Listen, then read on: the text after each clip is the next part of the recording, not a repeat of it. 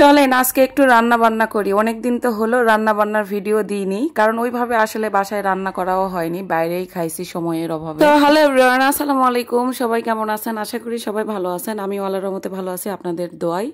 তো রান্নার একটা ভিডিও নিয়ে চলে আসলাম, so don't skip my another new video. আজকে একটা মজার রান্না করব, যে রান্নাটা আমি কখনো ট্রাই করিনি বা কখনো শিখিনি, সেই রান্নাটা আজকে করব। এটা অনেকের কাছে স্পেশাল খাওয়ার জন্য, আবার অনেকে পছন্দ করে না, যেমন আমি পছন্দ করতাম না অনেক আগে।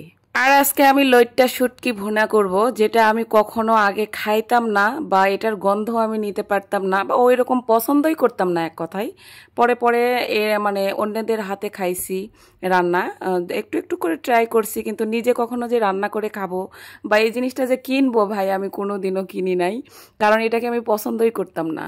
কেন জানি হঠাৎ করে মনে হলো শুটকি একটু কিনে ভুনা করাই যায়। মানে মোবাইলে তো অনেক ভিডিও দেখি, তো ভিডিও দেখতে দেখতেও তো অনেক রান্না চলে আসে, তো অনেকের দেখেও আসলে মনে চাই যে একটু ট্রাই করাই যায়। যেহেতু একটু একটু খাইছি, তবে অন্যের রান্না খাইছি, আমি নিজে কখনো রান্না করিনি বা খাইনি, কারণ এই জিনিসটাকে আমি অতটাও পছন্দ করতাম না। তাই এই শুটকি কেনার এক্সপিরিয়েন্সও জীবনের প্রথম, এবং রান্নাটাও জীবনের প্রথমই করছি। কেমন হবে জানি না, তবে ট্রাই তো করি, দেখি কেমন হয়।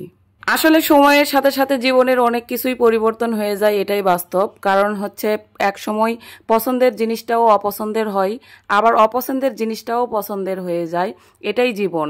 কারণ এই যে দেখেন, আমি একসময় শুটকি পছন্দ করতাম না, সেই শুটকিটাই আজকে জীবনের প্রথম কিনেছি, বাট এবং রান্নাও করছি নিয়ে এসে। কি একটা এক্সপিরিয়েন্স বলেন। তো যাই হোক, আমি প্রথমে শুটকিটাকে সুন্দর করে কেটে বেছে নিয়েছি, নিয়ে আমি গরম পানিতে সুন্দর করে ধুয়ে নিয়েছি, পরিষ্কার করে ক্লিন করে, যেন এটার গন্ধ না থাকে। আর ধুয়ে নিয়ে এখানে আমি পেঁয়াজ কেটে নিয়েছি, রসুন নিয়েছি।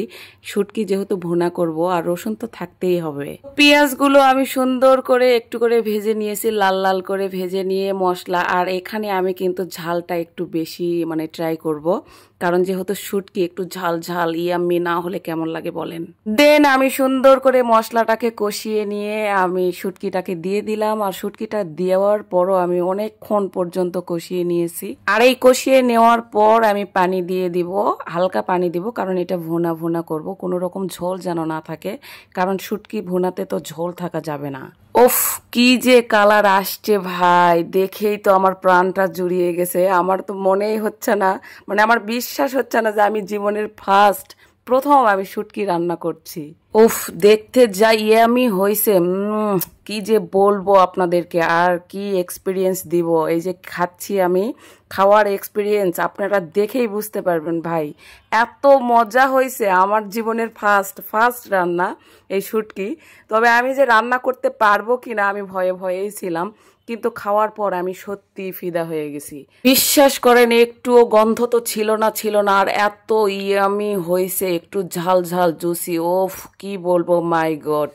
তো যাই হোক, আমার রান্নাটা যদি ভালো লেগে থাকে, অবশ্যই সবাই লাইক কমেন্ট শেয়ার দিয়ে পাশে থাকবেন। আর যদি শুটকি রান্নায় কোনো ভুল থেকে থাকে, অবশ্যই কিন্তু আপনারা আমাকে কমেন্ট বক্সে জানাবেন।